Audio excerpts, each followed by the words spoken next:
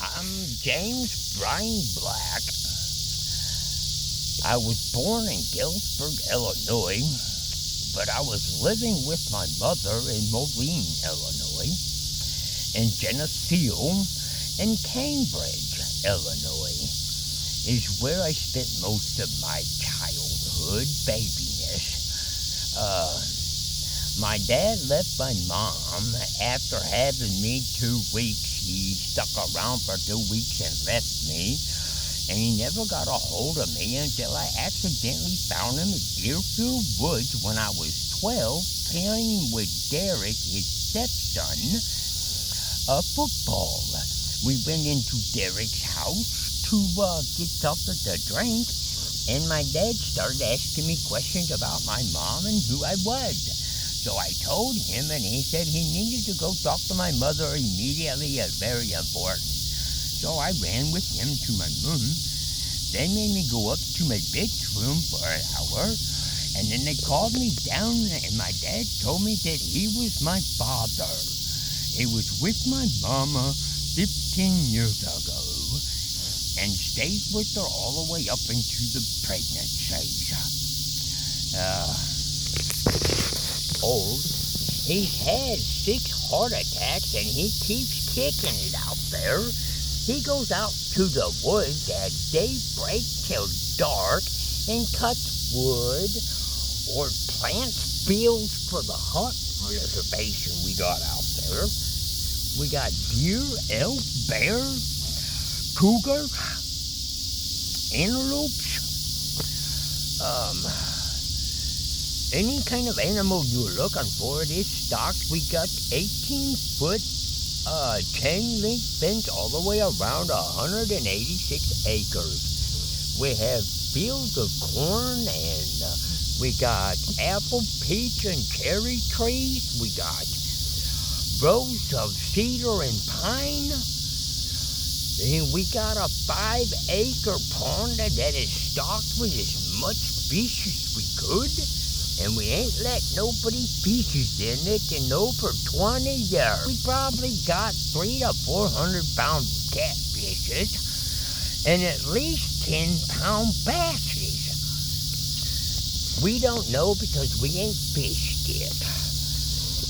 But life, I have figured out that being kind to other people makes you feel good about yourself for being a good person.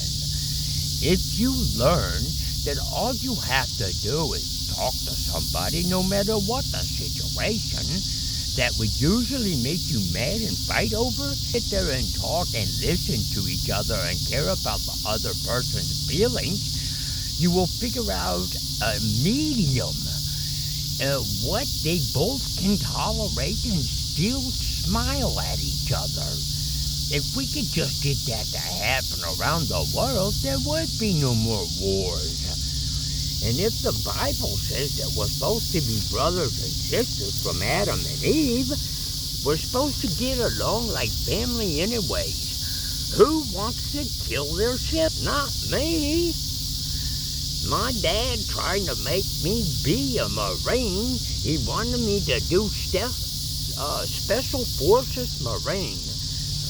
He made me go to Taekwondo, Jiu-Jitsu, and Karate my whole life. I was made to wrestle junior high and high school. I was made to play football. I am one of the all-star running backs of Moline High. My trophy still stands number 1 in the case. And that's been over 30 years. I got over 1,000 yards of receptions in 1 year. Nobody's ever gonna break that. I was so fast it could twist like I was dancing through the field. I never let nobody catch me. But I was only 4 foot 5 inches when I graduated high school. I never even hit puberty yet. Not to be personal, but I didn't even have hair on my balls. I'm just now at 51 growing a beard. Looks like I got mange if I let it go for 2 weeks. I have died 3 times. One of them 3 times, I was 20 minutes in the cooler in a rubber bag with a tag on my toe. When I woke up, I was freezing to death and butt naked in the rubber bag. I kicked the doors for about an hour before a nurse opened it and asked what I was doing in there. Said I didn't know. When I finally got to the doctor and figured it out, he said I was dead for 30 minutes before they put me in the cooler for an autopsy. They gotta keep you cool so your organs will stay fresh. The second time was a massive semi hit me head on in a Mazda RX-7. He was claiming to do 90 miles an hour. I broke my neck in 3 places, in my back in 2. When I come to, I told the doctors in that to get the fuck away from me. I'm getting up and leaving. He said, you will never walk again. I got up and walked home with my bones broken, my vertebrae. I only lasted 2 days before I had an ambulance come get me because I couldn't get out the chair no more. It hurt so bad. I went ahead and let them do the neck surgery, but I forbidden the lower back one where it was broke. Didn't hurt at all. I'm having to have injections there now for pain management because come to find out I got degenerative disc disease. The cartilage between my vertebrae is deteriorating and falling apart. One day I will not be able to walk or feel my legs and arms no more. If he was to look at this day as our last day, you would want to go do more stuff because you may not give it other chances. So what I'm trying to say to everybody, just because you've got rocks in your road, don't mean you can't kick them like a game while you're walking down life. Try to stay positive. Even when things are going bad, there's always a better side. It ain't gonna last forever. Everything changes every day. You will learn something new every day. I'm hoping I'm teaching some people with my words how to be a better person. And if you really try 100% to care about everybody, you will see you'll get more people to like you. Now, I'm not gonna say with me being out of prison for years now that I didn't realize that the life out here was changing because life in prison stays the same every day. It doesn't never change. You have got to go to your room for 24 hours of a day. They only let you out for an hour and 45 minutes every day, other than going to breakfast, lunch, and dinner. If you get in fights, they put you in a hole for 6 months. That means you don't never leave the cell. What's the difference other than the yard and the gym and getting to go get your food where they will serve it to you in the hole? And if you kick the door in the hole, they'll come with a team that carries a shock shield. And I love to be tased. I have worn out batteries after batteries of my taser shocking myself. I get an adrenaline rush from it. I have arched out 110 breaker boxes just to get myself knocked to the floor with it. I'm a little weird that way, but they quit putting me in the hole. I had to do 8 years out of 14 because I had a good lawyer. When I first got caught cooking meth for 25 years, I learned that you can't just trust everybody and think what you're doing is right. I've ruined a bunch of lives with meth. They tried to give me 135 years the first time I went into the courtroom in St. Francis County. That was my first time ever being busted other than Illinois to stop my dad from sending me to basic training. I figured out that there was a cop named John that was a narcotics task force undercover working the tattoo shop that I worked at. I went ahead and sold him 3 8-balls, made the deal already complete, received the money and everything, and then told John to arrest me. I'm ready to go to jail. And he said, "What are you talking about?" I said, "I know you are a cop. Annex Building has microfilm that tells everything that the cops do. It is public access." So I knew what his name was and where his beat was. They call a beat as their territory to cover, their bait. So I knew where he was coming that night. I just sat there and did tattoos until he got there. Went ahead and got in front of asparagus and made the deal down anyways. And I told him that my dad was trying to force me into being a killer, and I'm a lover, not a fighter. I want to help people, not kill them.